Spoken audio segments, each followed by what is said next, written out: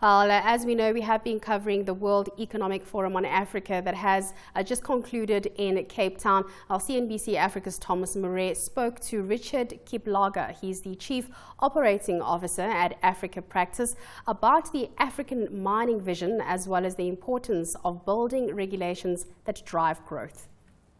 The African mining vision is a mechanism that has been put together by the United Nations Economic Commission on Africa, and that's designed to ensure that the views and priorities of the African citizen and of African countries are integrated in the policies and agenda for national and continental-wide exploitation of extractives.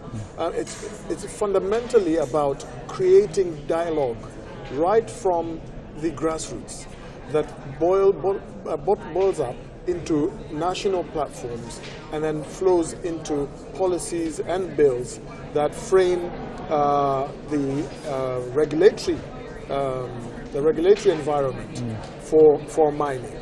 Let's stick with the regulatory environment, how important that is to facilitate growth in this industry where Africa has long been primarily an exporter of raw materials. How do we use regulation to climb the value chain within Africa?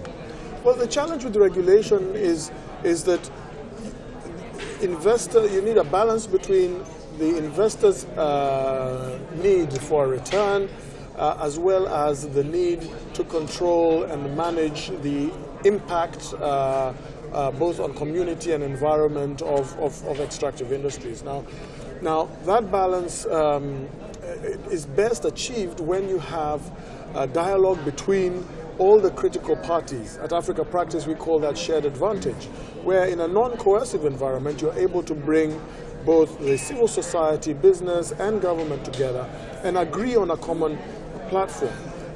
Currently, there have been very few initiatives where these parties have come together in that kind of dialogue. And so you find regulation often either favors or leans too much to one side or too much to another side.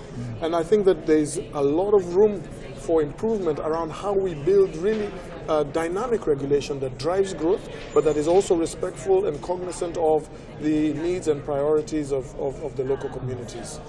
Are there certain examples of markets who are getting this right in terms of striking that balance between the needs of the corporate and the needs of the state? Any examples that you want to share with us? Well, I think that a long-standing one has been, if you look at Botswana and the evolution of the mining industry in Botswana.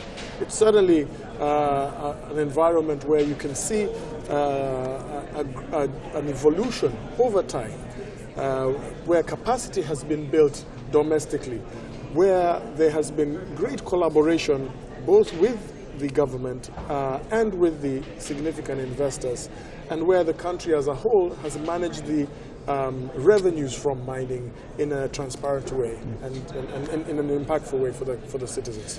I actually want to ask you about some of the other sectors that you have an expertise in, oil and gas, energy, technology. What for you are the key growth markets where investors will be moving into Africa in the future? So I'm going to answer that in a very broad sense. But the key growth markets are the markets that provide investors with the best clarity around investor climate. Consistent policy, clear regulation, clear opportunities to deal with dispute resolution. Security is a big issue today. So those are the things that governments and those that are interested in driving investment on the continent need to focus on.